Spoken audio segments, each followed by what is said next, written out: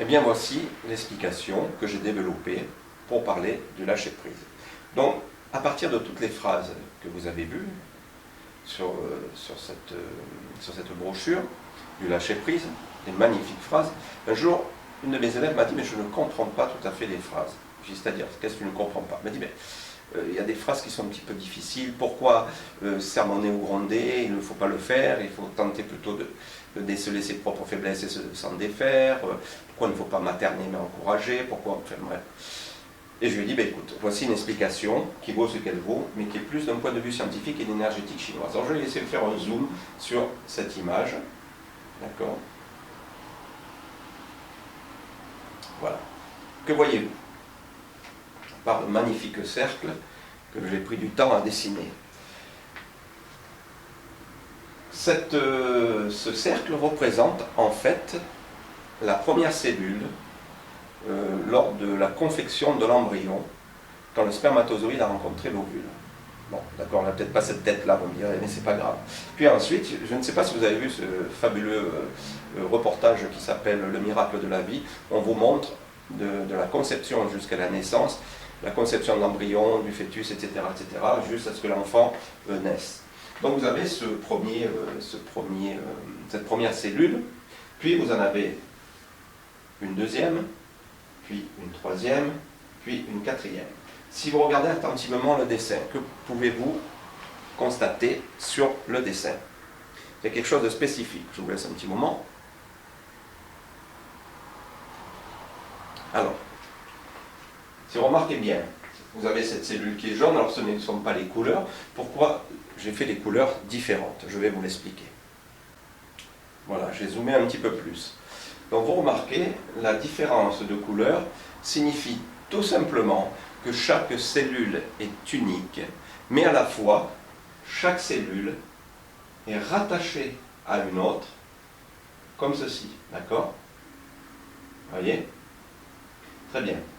Donc si on le prend sur un plan philosophique, sur un plan humain, cela veut dire que nous sommes tous rattachés les uns aux autres. Nous sommes tous rattachés les uns aux autres, et c'est pour cela que nous devons nous sentir concernés quand quelque chose arrive dans le monde, parce que nous en sommes responsables en grande partie. Même si quelqu'un tue une autre personne au bout de la planète, quelque part dans la conscience collective, nous sommes responsables de tout cela. Dans l'atelier énergétique ou dans les prochaines vidéos, nous en reparlerons plus détaillé.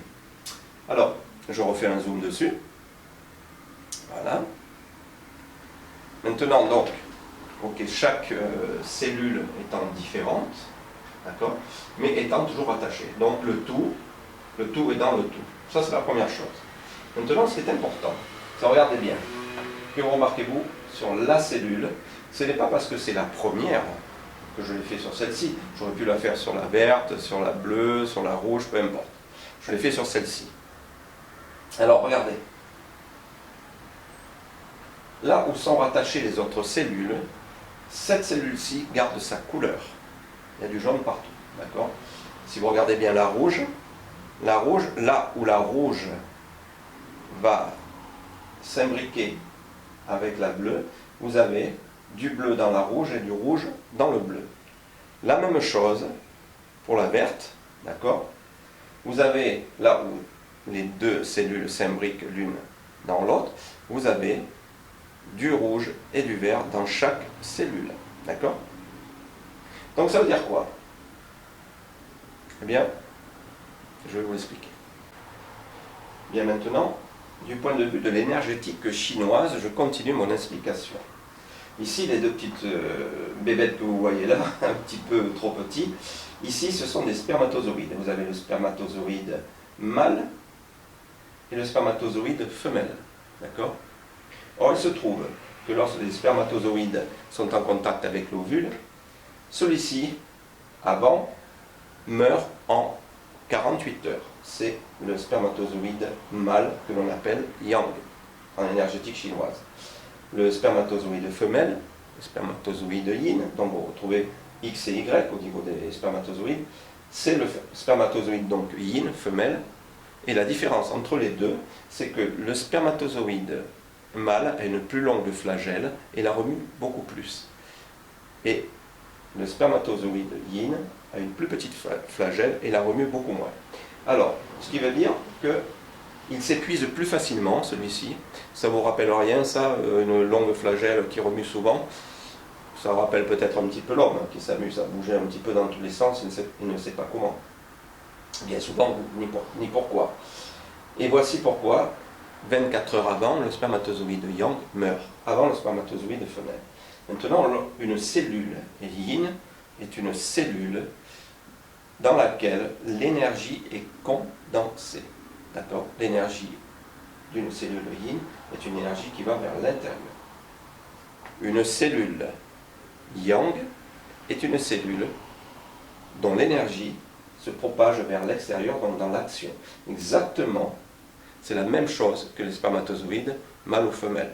C'est-à-dire que le yang, qui est mâle, c'est le masculin, c'est l'action, tout le temps dans l'action, et la cellule yin, c'est l'énergie qui est à l'intérieur de la cellule, elle se condense à l'intérieur, et donc elle se renforce.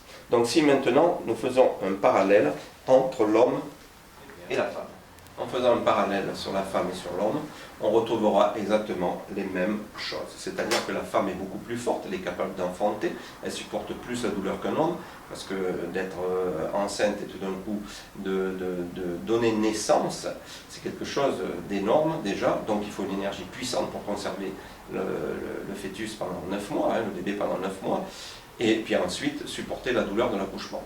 Je vois mal un homme faire ça. Et nous ne sommes plus dans l'action, on se remonte. Même si on retrouve le Moyen-Âge et même avant l'homme des cavernes, qu'est-ce qui se passait? C'est que la cellule yin, donc, qui représentait aussi la cellule familiale, c'était l'énergie que la mère compensait, donnait à garder autour du feu les enfants et à attendre que l'homme revienne. Lui, donc, il est dans l'action, il va chasser le gibier, il va loin, et il revient après la chasse avec le gibier pour nourrir sa famille. Donc il est dans l'action, il est constamment en train de bouger, le yang, et le yin est dans la réception, elle attend, elle est là. Donc c'est ce qui fait la différence entre l'homme et la femme, ce qui est très complémentaire. Donc si maintenant on fait un petit parallèle avec cela, je refais un petit zoom dessus. Vous voyez la cellule jaune, c'est une cellule donc qui est d'origine yin, qui garde son énergie, d'accord ?